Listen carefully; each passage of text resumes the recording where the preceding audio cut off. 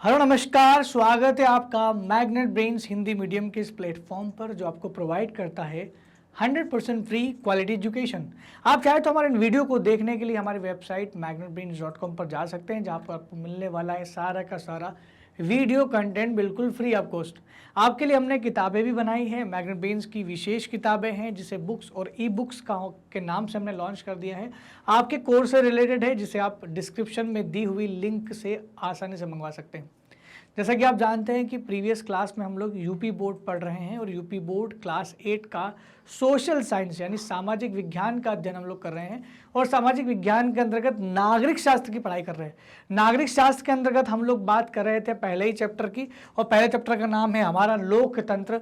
हमारे लोकतंत्र के अंतर्गत आज हम लोग पढ़ेंगे न्यायपालिका की भूमिका, जो कि लोकतंत्र का तीसरा आधार है।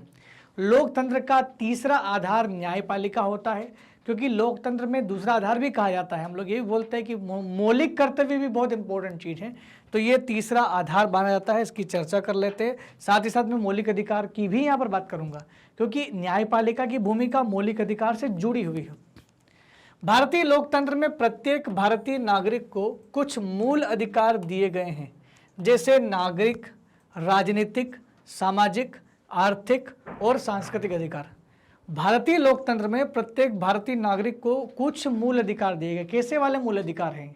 आर्टिकल नंबर 12 से अगर आप पढ़ना शुरू करोगे तो आर्टिकल नंबर 12 से 35 तक भारतीय नागरिकों को 6 प्रकार के मूल अधिकार दिए गए, जो नागरिक अधिकार भी हैं, राजनीतिक भी है, सामाजिक भी है, आर्थिक भी है और सांस्कृतिक अधिकार भी है। सब तरीके के अधिकार दिए हुए हैं। यही मौलिक अधिकार, जिसे हम लोग फंडामेंटल राइट्स कहते हैं, जो भाग 3 में है संविधान के, और 6 प्रकार के शुरुआत में तो 7 दिए थे, लेकिन संपत्ति के अधिकार को हटाने के बाद अब वर्तमान में हमारे पास टोटल मौलिक अधिकार 6 बच जाते हैं, और 6 मौलिक अधिकार को ही कहा जाता है लोकतंत्र का दूसरा आधार।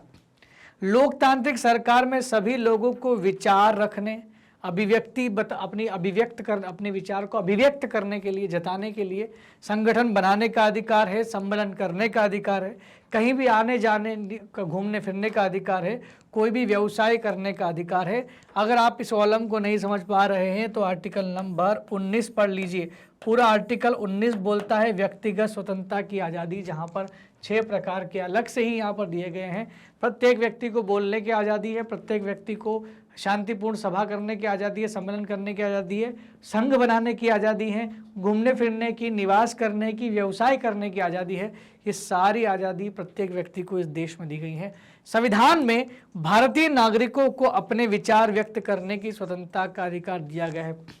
आप हर एक व्यक्ति को अपने विचार व्यक्त करने का अधिकार है। सरकार जो कर रही है वो सही है, यह मानना, यह नहीं मानना है तो मत मानिए, मानना है तो मानिए। अगर आपको सरकार की कुछ नीतियों से कोई दिक्कतें हैं, कुछ समस्या हो रही है, उनकी आलोचना करना चाह रहे हो तो आप उसके खिलाफ बोल सकते हैं। आपको अपनी बात रखने का पूरा अधिकार दिया जाता है। आपके पास मीडिया है, समाचार पत्र हैं, किसी भी माध्यम से आप अपनी बात को, सोशल मीडिया है, आप अपनी बात को दूसरों तक आसानी से पहुँचा सकते हैं।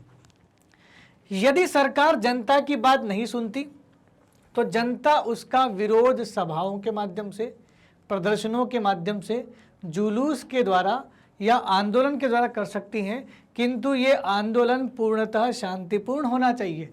सरकार हमारी बात नहीं सुन रही है। आपने किसान आंदोलन का तो सुना होगा ना दोस्तों, कोरोना से पहले किसान के लिए कुछ बिल लाए गए थे, किसान फार्मर बिल लाए गए थे, किसान खफा थे, किसान लगातार विरोध कर रहे थे। कई लंबा समय का विरोध करने के बाद सरकार को झुकना पड़ा आखिरकार, और उन्होंने वो बिल वापस ले लिया।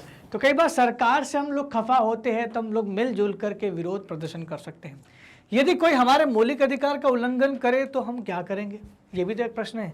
क्या होगा? मौलिक अधिकार तो दे दिए ना, लेकिन क्या होगा अगर कोई हमारे मौलिक अधिकार का उल्लंघन करे तो ध्यान रखना, हमारे मौलिक अधिकार में ही एक ऐसा आर्टिकल है जो आर्टिकल नंबर 13 है। वो क्या कहता है? वो कहता है कि यदि कोई सरकार, केंद्र सरकार या राज्य सरकार ऐसा कोई कानून बनाए जो हमारे मौलिक अधिकार का उल्लंघन करे तो न्यायपालिका यानी सुप्रीम कोर्ट, हाई कोर्ट ऐसे कानून को रद्द कर सकती है। तो कितना अच्छा पावर है। तो न्यायपालिका हमें इन सब चीज़ों से बचाती हैं। नागरिकों को स्वतंत्रता, समानता, अधिकारों की सुरक्षा का दायित्व गारंटी कौन है दे रहा है, इसका जिम्मेदारी कौन है, कौन ले रहा है? न्यायपालिका की जिम्मेदारी है कि वो आपकी स्वतंत्रता का, आपकी समानता के अधिकारों की रक्षा करें, किसी भी प्रकार के मौलिक अधिकार की रक्षा करें। जनता को समान न्याय दिलाने हेतु न्यायपालिका को सरकार के दबाव और नियंत्रण से मुक्त रखा गया। इसलिए भारत में क्या बोलते हैं, हम बोलते हैं कि भारतीय न्यायपालिका कैसी है, स्वतंत्र और निष्पक्ष न्यायपालिका है, जिस पर किसी प्रकार का कोई दबाव नहीं है, सरकार दबाव नहीं डाल सकती।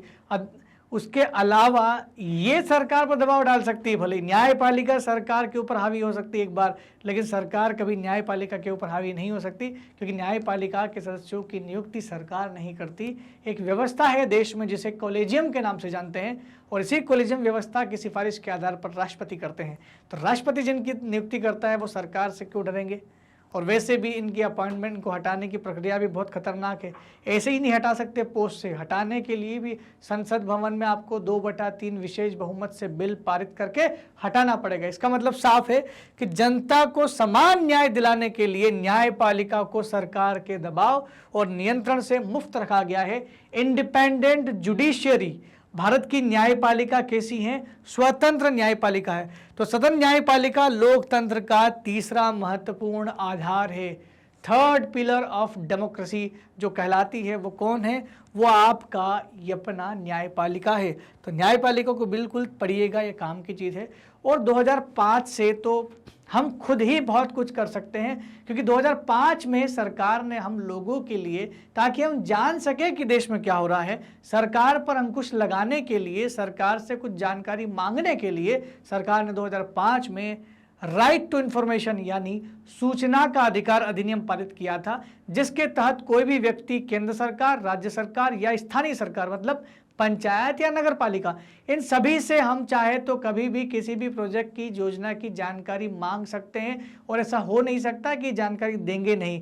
कुछ गुप्त जानकारियों को छोड़ दिया जाए जो बहुत ज़्यादा सेंसिटिव होती हैं, उसको छोड़ दिया जाए तो आप किसी भी जानकारी को हासिल कर सकते हैं। अगर आपके मोहल्ले में अभी अभी रोड बना है तो आप जल्दी से RTI फाइल करके पता कर लीजिए कि रोड में कितना खर्चा है, कितना कॉस्टिंग था, किस प्रोजेक्ट के अंतर्गत आता है। हर एक जानकारी आपको बाकायदा रिटर्न में लिखी जाएगी, रिटर्न में, क्षमा करें, रिटर्न में भेजी जाएगी। अगर आपको नहीं भेजी जाती है तो उस बिहाफ पर कि आपने 30 दिन या 60 दिन पहले कुछ इन्फॉर्मेशन मांगी थी, कुछ समय के अंतराल में नहीं दी गई, तो आप उसके खिलाफ जो है जा सकते हैं। आपको बिल्कुल युक्त आंसर मिलेगा। सूचना का अधिकार क्या है, उसके कुछ मुख्य बिंदु है। सूचना का अधिकार भारत जम्मू कश्मीर को छोड़कर अक्टूबर 2005 में लागू किया गया था, लेकिन 2009 में जैसे ही 19 में जैसे ही जम्मू एंड कश्मीर की धारा 370 समाप्त हुई, ये कानून स्वतः उस पर भी प्रभावी हो गया। क्षमा करें, मैं इसको सही से लिख देता हूँ। जम्मू एंड कश्मीर का धारा 370 जिसको हम लोग बोलते हैं सेक्शन 370, इस 370 को हटाने के बाद हटाया गया है, और हटाने की वजह से अब ये जो RTI थे ये भी क्या है, स्वतः लागू हो जाएगा। अभी तो नहीं है, हमारे पुस्तक में इसको नहीं दिया गया है, लेकिन ये लागू हो जाएगा। इसके अंतर्गत जनता को यह जानने का अधिकार है। क्या जानने का अधिकार है जनता को? जनता को केंद्र सरकार, राज्य सरकार एवं स्थानीय सरकार के निर्णय और नीति की जानकारी प्राप्त करने का अधिकार है। सामान्यतः जनता, मीडिया, स्वयंसेवी संगठन एवं पंचायती राज के प्रतिनिधियों को मांगी गई सूचना प्राप्त करने का अधिकार है। जनता को मीडिया, स्वयंसेवी संगठनों एवं पंचायती राज के प्रतिनिधियों को मांगी गई सूचना प्राप्त करने का अधिकार है।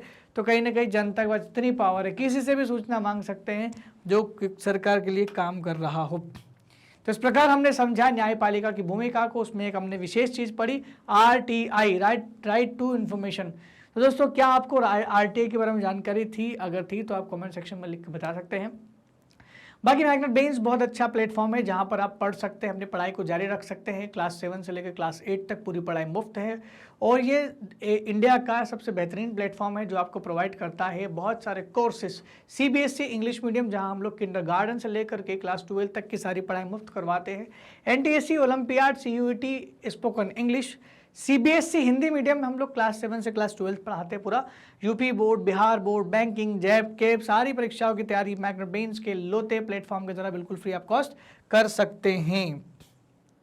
अगर आपको हमारे वीडियो अगर बहुत अच्छे लग रहे हैं तो कृपया कमेंट सेक्शन में लिख के जरूर बताएं। साथ ही साथ हमारे चैनल को लाइक, शेयर और सब्सक्राइब करना बिल्कुल भी ना भूलें। तब तक के लिए दोस्तों धन्यवाद। Thank you so much.